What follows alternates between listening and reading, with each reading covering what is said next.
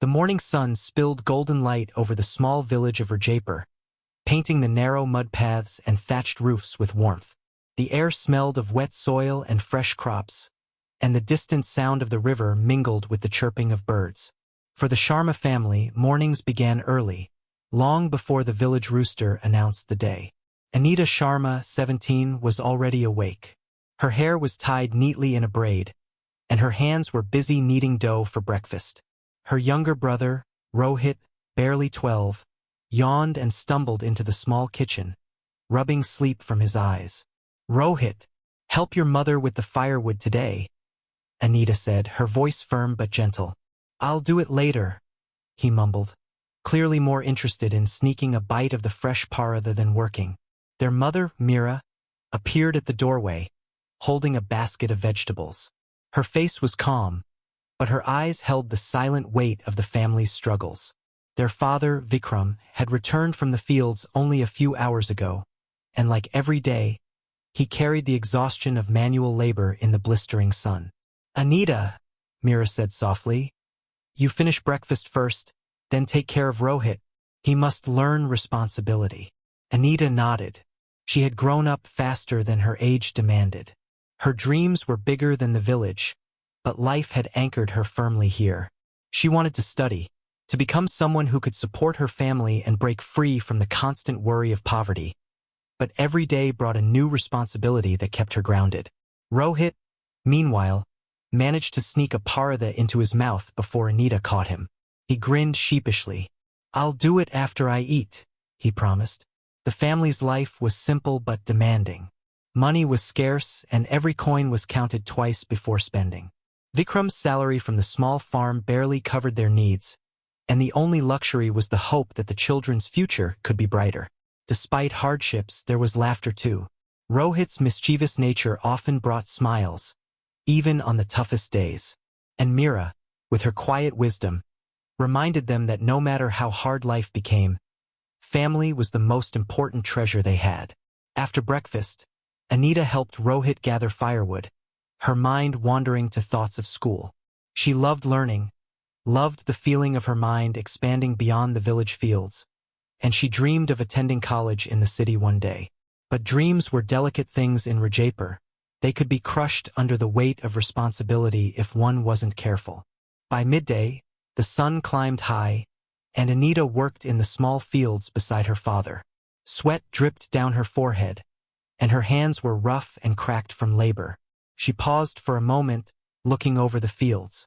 Somewhere in the distance, she imagined herself walking along a bustling city street, books in hand, confident and free.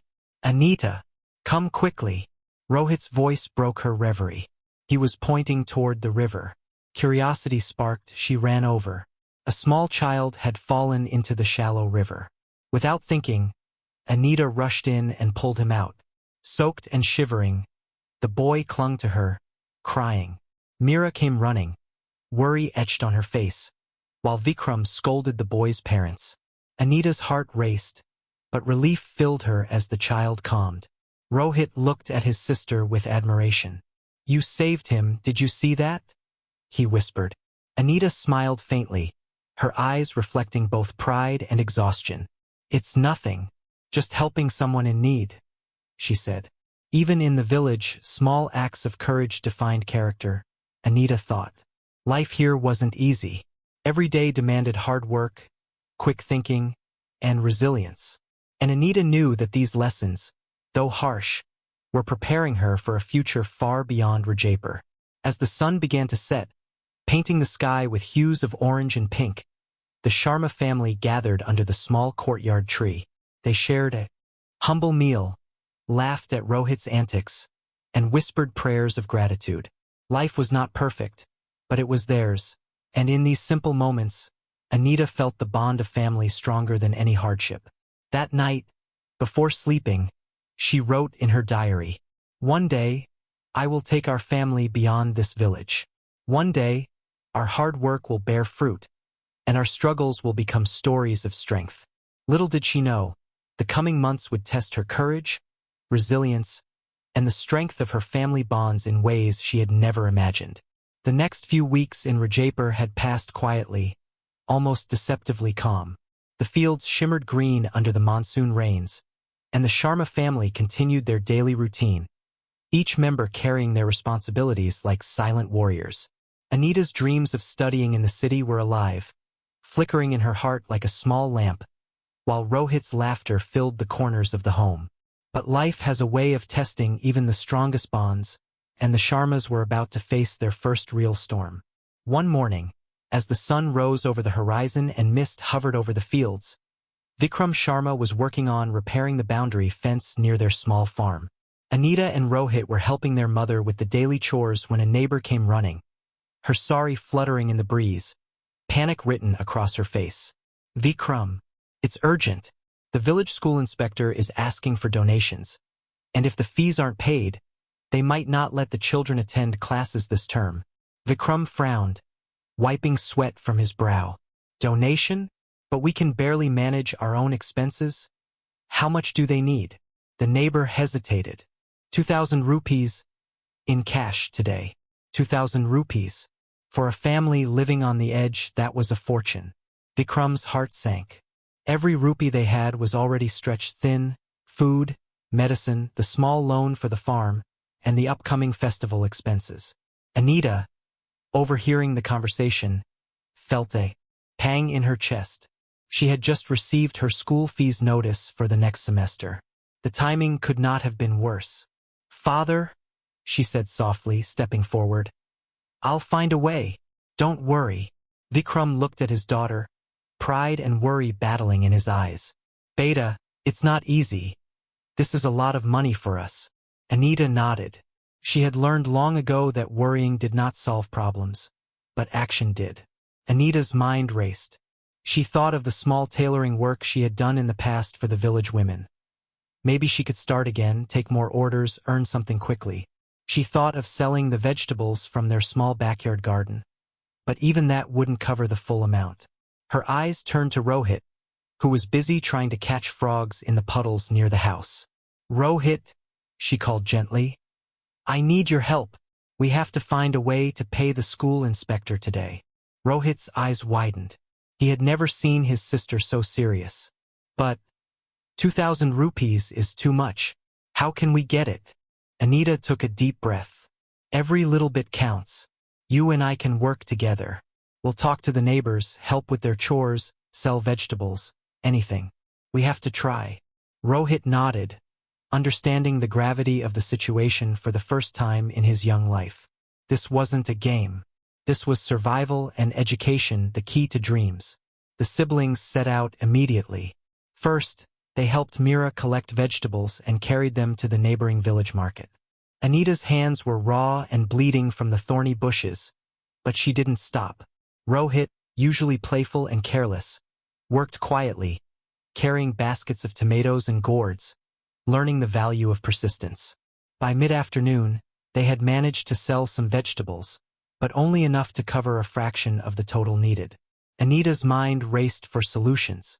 That's when she remembered the small batch of handmade candles they had crafted for the festival. Perhaps someone would buy them. They visited neighbor after neighbor, explaining the situation. Some laughed, some shook their heads. There wasn't much anyone could spare. But finally, a kind aunt purchased the entire batch, smiling warmly at Anita's determination. By evening, after running across the village, working and bargaining tirelessly, they had collected just over half the needed amount. Exhausted and hungry, they returned home. Mira was waiting, a worried expression on her face. "How much did you manage?" she asked softly. Anita counted the coins and notes carefully. "We have 1,100 rupees, she said, trying to keep her voice steady. "Just a little more to go, Ma. We can do it." Vikram, hearing their story, felt a swell of pride. "You too. You've done more than I could have hoped," he said, his voice thick with emotion. "We'll manage the rest somehow." That evening, when they were about to despair over the remaining money, a knock came at the door.